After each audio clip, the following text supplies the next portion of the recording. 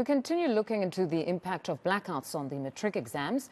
Western Cape Education says it's got contingency plans in place.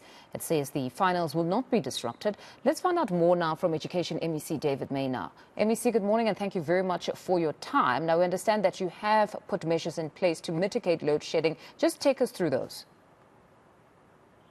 Well, we were in contact with Eskom about protecting particularly our practical exams, which took place earlier this week. And unfortunately, the system was so unstable that they were not able to assist. But I am pleased to say that we got through the practical exams. Some schools, of course, had alternative power sources, but we also allocated additional time. And so the practical exams for computer application technology and information technology, which were our biggest concerns and which were completed on Tuesday and Wednesday, were executed successfully. I mean, I was really concerned that load shedding would cause us to have to reschedule some of those exams. But thankfully, because of the contingency plans that we put in place, both of those exams were successfully executed, and we will not have to reschedule those exams.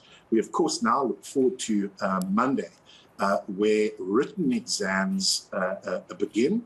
We will have about 65,000 learners in our province writing various English examinations. But we are less worried about written examinations because, of course, schools will be able to use venues with natural light. And if the light is not sufficient, schools can obviously look at alternative venues. And this has proved fairly successful in the past. So we are ready.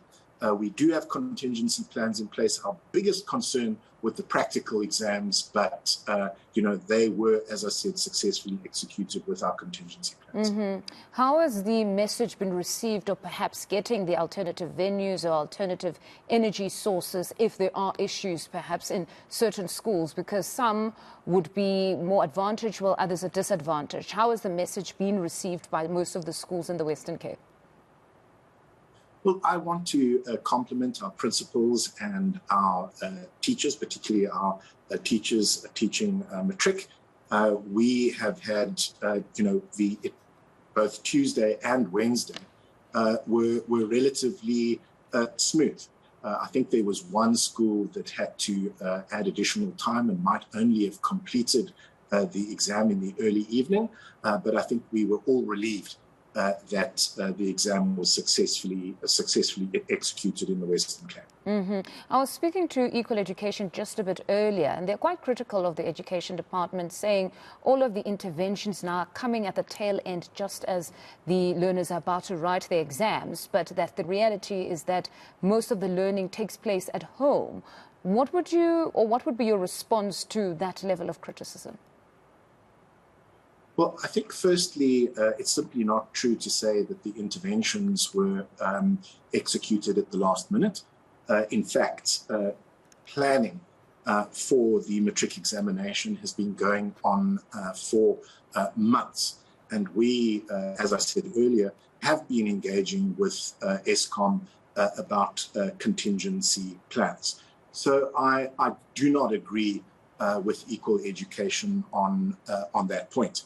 But I think a point that they do make is, of course, load shedding does affect studying at home, and of course, households will be making plans to mitigate those risks. But that does cause an added burden on our matrics in an already stressful period. What has been the instruction to school principals around late coming now? Because, even though there is a load shedding schedule, at some point, then we have a higher stage and then there's traffic delays. What has been the instruction around handling late coming of those matriculants?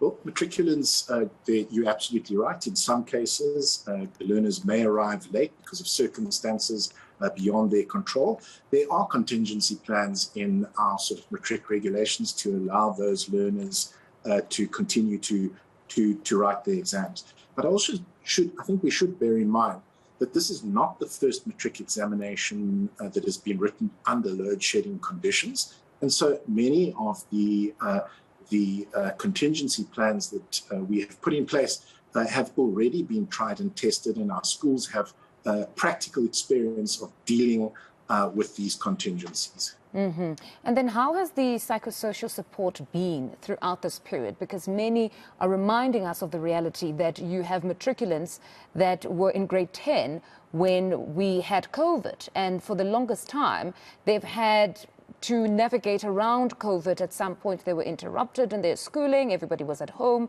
And then later on, they had to have the rotational learning.